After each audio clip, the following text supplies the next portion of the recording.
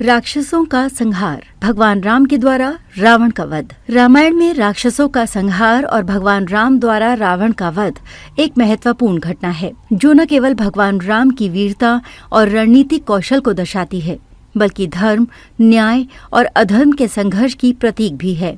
रावण, जो अपने अहंकार और अधर्म के कारण प्रसिद्ध था, का वध करके भगवान राम ने सत्य धर्म की विजय का मार्ग प्रशस्त किया। इस विषय में हम राक्षसों के संहार और रावण के वध के पीछे की गहरी शिक्षाओं और इसके प्रभाव पर चर्चा करेंगे।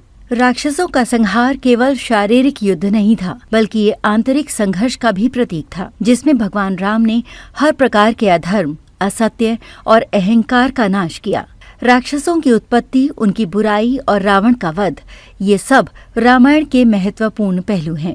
रामायण में राक्षसों की उत्पत्ति का वर्णन किया गया है। राक्षसों का जन्म विशेष रूप से राक्षसी और असुर प्रवृत्तियों वाले व्यक्तियों से हुआ था। राक्षसों की उत्पत्ति तब हुई जब ब्रह्मा जी ने राक्षसी योनियों का निर्माण किया। ये राक्षस अपनी बुरी प्रवृत्तियों के कारण मानवता और देवताओं के लिए हमेशा एक खतरे की तरह रहे। राक्षसों ने अपनी शक्ति और बल का दुरुपयोग किया और अधर्म और अराजकता फैलाने के लिए वो हमेशा देवताओं और मनुष्यों के खिलाफ युद्ध करते रहे। रावण राक्षसों का राजा था, जिसे भगवान शिव का आशीर्वाद प्राप्त था।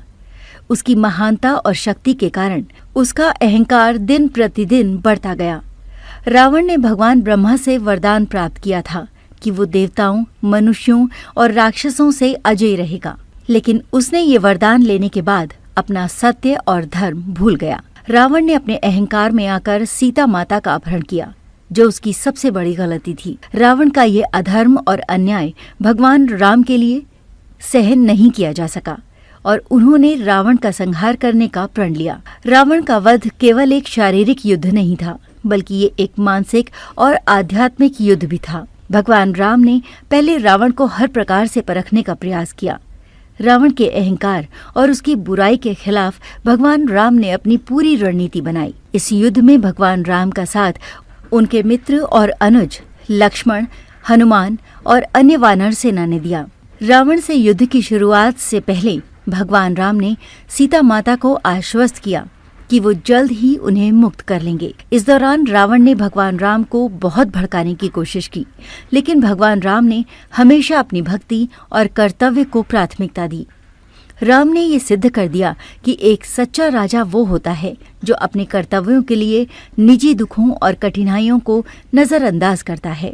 रावण और भगवान राम के बीच युद्ध महाभारत के युद्ध जैसा ही था, जिसमें धर्म और अधर्म के बीच संघर्ष हो रहा था।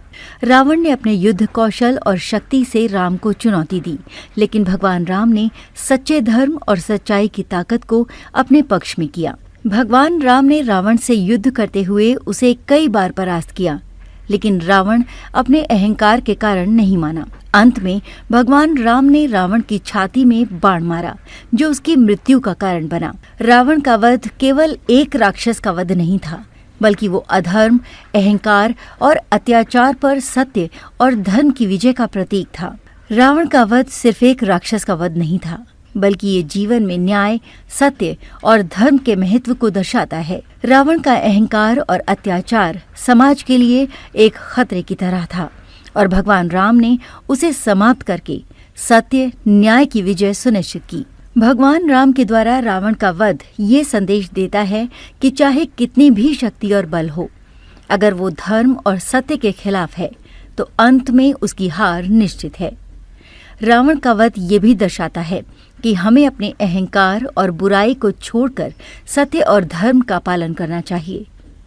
रावण का वध जीवन में सच्चाई और नैतिकता की विजय का प्रतीक है और ये हमें अपने जीवन में सही मार्ग पर चलने की प्रेरणा देता है।